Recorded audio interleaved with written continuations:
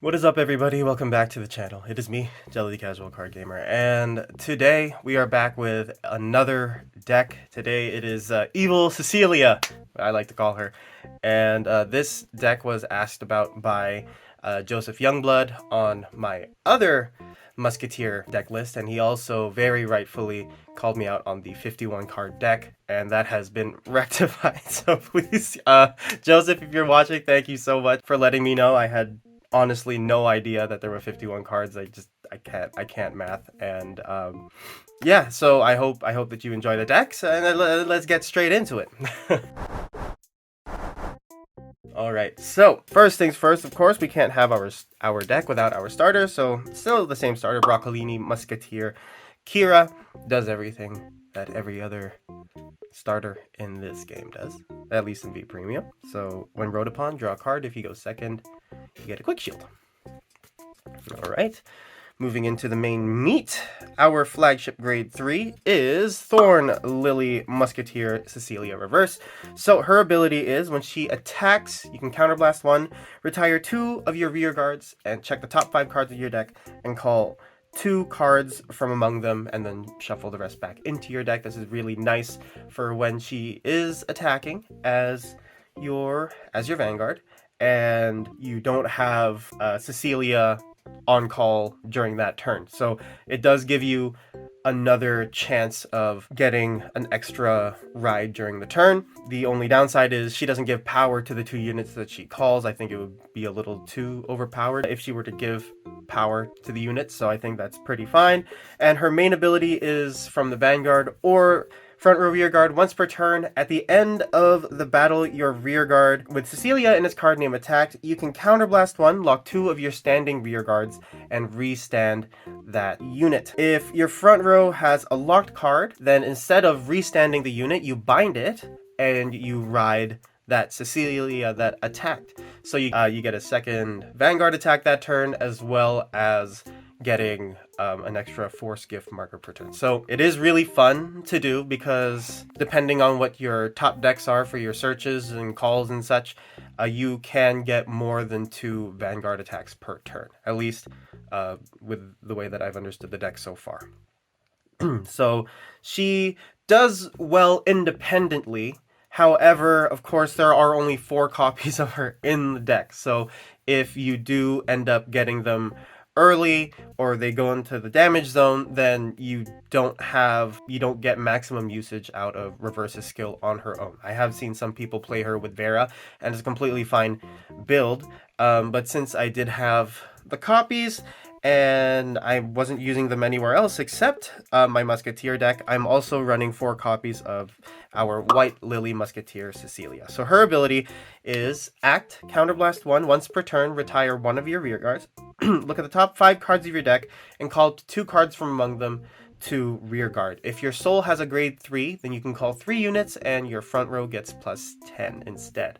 So she is probably the safest first ride because you do it during your main phase, and even if you don't call the Cecelia with those top 2, you still are able to call other things that are able to cycle through your deck and get potentially a reverse Cecelia out onto the field, and then from there you can go on with the rest of your turn and activate the reverse Cecelia skill. And last but not least, I still do like running the 2 Peony Musketeer Martinez, purely because she's an 18k with crit on a grade 2 turn potentially, and it either makes your opponent take 2 or just pulls a card out of their hand a lot earlier in the game than they normally would have to. So those are our grade 3 for the deck. Going into the grade 2s, not much has changed. We still do run the Saul. We run 3 copies of Saul. So his ability is when he is placed on Vanguard or Rearguard, if you have a Vanguard with Musketeer in its name, you can Soul Blast 1, look at the top 3 cards of your deck, choose 1, call it, and if you call a trigger, you can Counterblast 1 to activate those trigger effects. So that's really nice. And the other 2 cards go to the bottom of your deck. And next we run 3 copies of Peony Musketeer Tour. So her ability is almost the same as Saul's, except it's a Counterblast instead of a Soul Blast, and if you call a trigger, then you don't get to activate it, and instead of only calling 1 unit, you call 2. So when she's placed on Vanguard or Rearguard, Counterblast 1, look at three cards from the top of your deck, call up to 2 Musketeers, so it is name locked, and then put everything else at the bottom of your deck in any order. And so these two are our searchers. They help us get the Cecelias out, especially once we hit grade 3s, and we're able to start activating Reverse Cecelia's skills.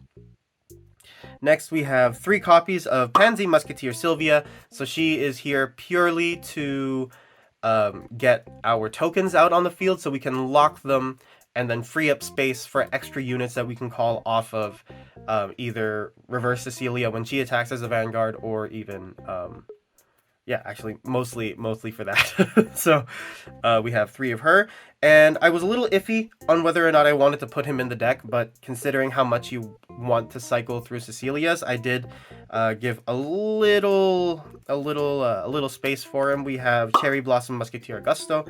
So his ability is when he's placed on rearguard or Guardian Circle, you can retire 1 or more of your other rearguards from your back row, and he gets plus 5k attack and shield for each card retired. If you retire 2 or more, you can choose 2 normal units with Musketeer and their card names from your drop zone and put them at the bottom of your deck and draw a card.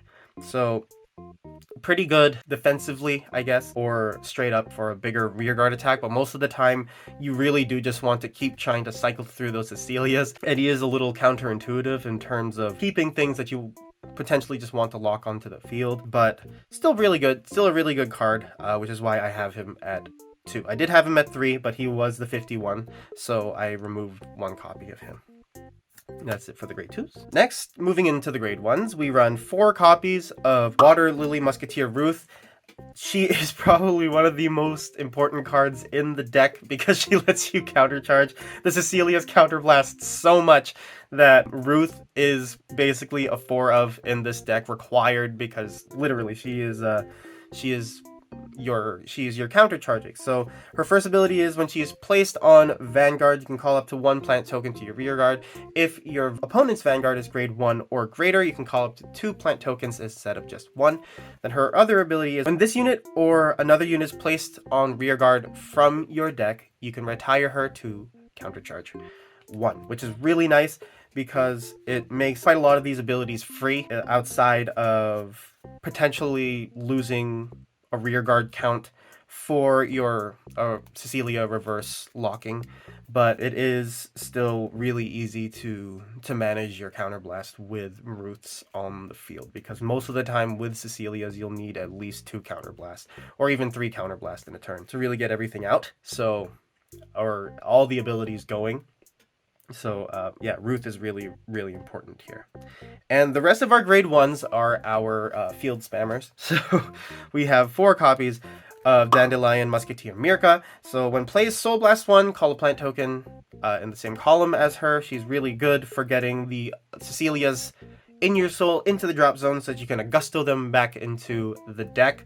At least per Augusto, you can get 2 Cecelias back into the deck. So Mirka's really good for getting the soul out. So is Sol. And last but not least for our grade 1s, we run 4 copies of Maiden of Sweetberry. So when she's placed on Vanguard or Rearguard, call up to 1 plant token, and if your Vanguard is grade 3 or greater, then you can soul charge 1. I almost said 3, but it's just 1. And during your turn, if your Vanguard is grade 3 or greater, she gets plus 5k, so she's a 13k booster. You don't really boost much in this deck because you're locking so much, but with all of the force markers bouncing back and forth from your Vanguard and your Rearguard Cecelia, then it doesn't matter as much. She really is just there for early game setting up your field with plant tokens to retire them, as well as contingency 13k booster if you aren't able to go all out with all the Cecelias possible.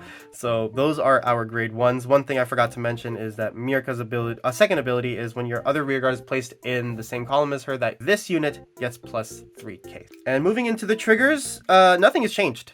Actually, for the triggers, we still run 8 crit, 4 draw PGs, and 4 heal Guardians. Prices will be where they usually are for everything. And yeah, that is it for this deck profile. What do you guys think? Let me know down in the comments. I say this for a lot of the clans that I that I make decks for. I am in no capacity a veteran of Neo Nectar. I just like retiring things, deck thinning, retiring things, deck thinning, retiring things, get deck thinning. And yeah, this deck does it really, it does it in a really fun way with 2 to 3 Vanguard attacks per turn. So yeah, that is it. Thank you so much for watching. I apologize if my voice sounds weird. I did just get tested positive for COVID again, and thankfully this time I have the full vaccine and the booster, so I don't feel like my body is trying to beat me up for 14 days straight. So yeah, anyway guys, don't forget to like and subscribe, leave your comments and suggestions for future and current content down below, and I will get to them as soon as I can. And yeah, that is it. Thank you so much for watching. I am Jello the Casual Card Gamer. Take care.